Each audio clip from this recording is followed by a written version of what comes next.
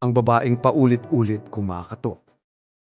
Sa isang tahimik at medyo liblib na barangay, may maliit na bahay na inuupahan ni Mina at Jessa, magkaibigan mula pa senior high.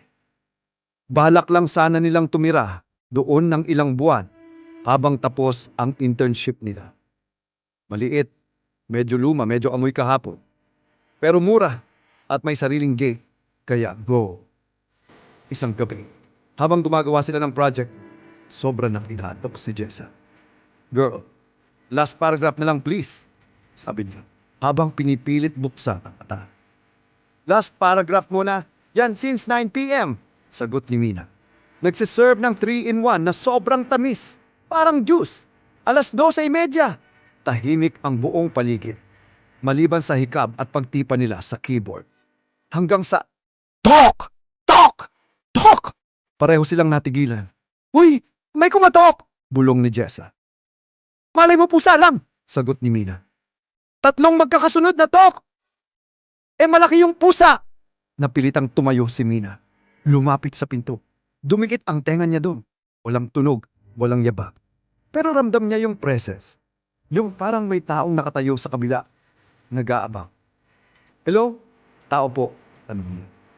Walang sagot. Bumalik siya kay Jessa. Nagkibit balikat. Wala naman. Talk! Talk! Talk! Mas malakas, mas madiin. Nagsimulang magtilian ang mga opinyon nila.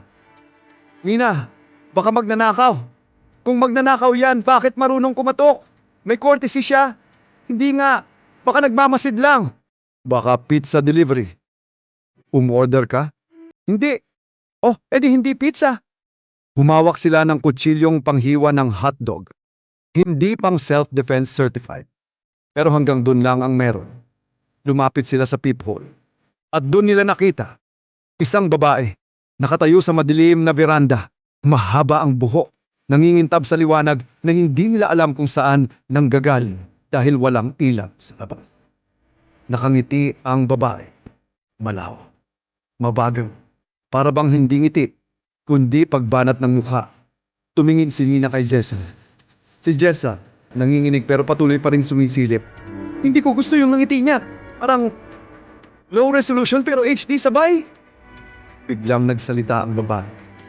Mababa. Parang galing sa loob ng kahon. Papasok ako! Doon na sumigaw si Jessa. Hindi ka pwedeng pumasok! Tahimik.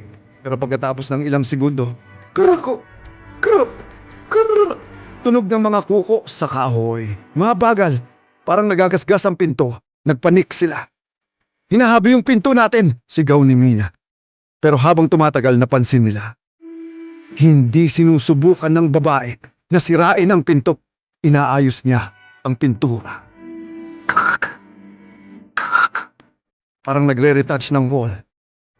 Excuse me, sabi ng boses mula sa labas. Banayad at magal.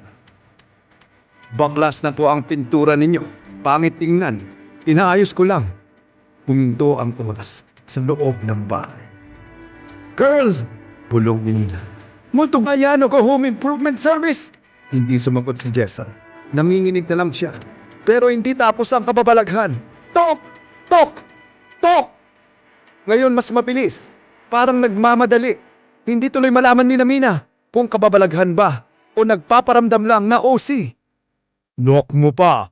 Sigaw ni Jessa. Nakalock na! 2 nga! 3 beses. Sira. 2 lang ang lock natin. Nang masiguro nilang hindi agad mabubuksan ang pinto, unti-unti silang umatras. Tumigil ang katok. Tahimik.